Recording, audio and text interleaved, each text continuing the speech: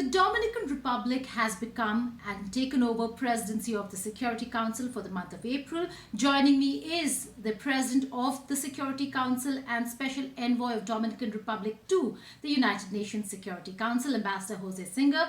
Many thanks for joining us here on India Today.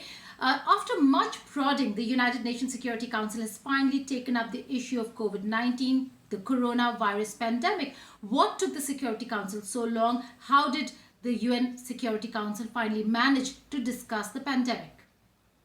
COVID-19 is racing its way around the world.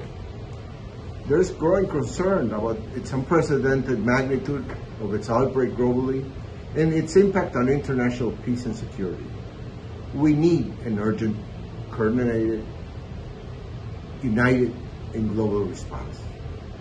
No country can fight this alone, and we must practice solidarity and kindness, now more than ever.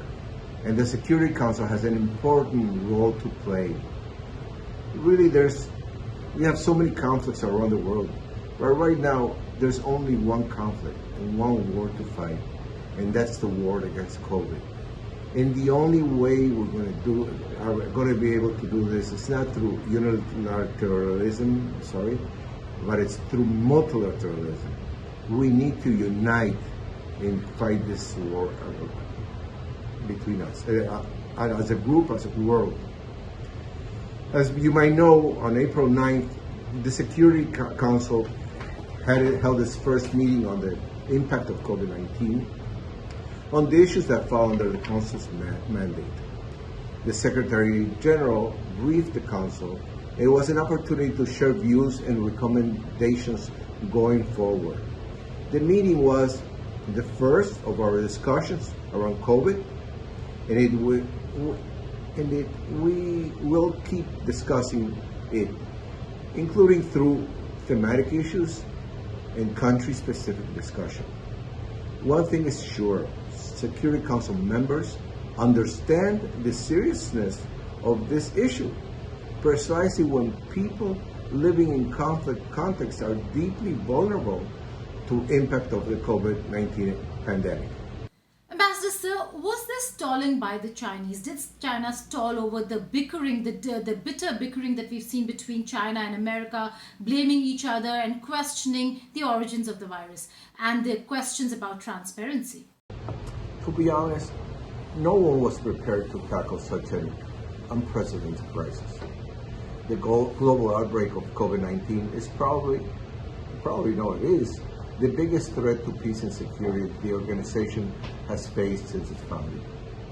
We believe that the Chinese delegation did their best effort to maintain the Council focused and engaged, taking into account the unique circumstances. It was specifically difficult to come up with and reach an agreement on new working methods for them that would address the concerns of all the members. But with perseverance, we managed to do so. They found in their March presidency, they were able to find a voting method through paperwork that we didn't have to visit the UN Security Council chambers. So, this is very important because that takes care of resolutions, extension mandates.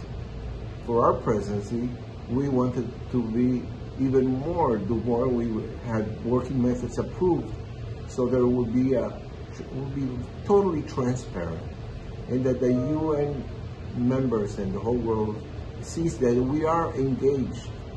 And we did a pretty full program. Let me tell you, this week has been pretty full. Next week it will be very full also.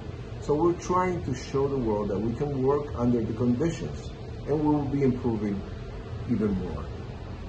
Ambassador, how did the first virtual meeting that was chaired by you really go? What are the big takeaways from the meeting, given the pretext of a meeting by the UN Security Council is based on peace and security? What, according to you, do you envisage as a threat and a fallout of the pandemic? The first meeting that ever has happened under our presidency, or ever, it went very well, I would say. All 15 members agreed on it. We invited the Secretary General for his opinions and to listen to him. And I would like to reference 8 most pressing points risk pointed out by the SG during the COVID-19 closed VTC, and I want to quote. First, the COVID-19 pandemic threatens to further erode trust in public institutions, particularly if citizens perceive that their authorities mishandle the response or are not transparent on the scope of the crisis. Second, the economic fallout of this crisis could create major stressors, particularly in fragile societies, less developed countries, and those in transition.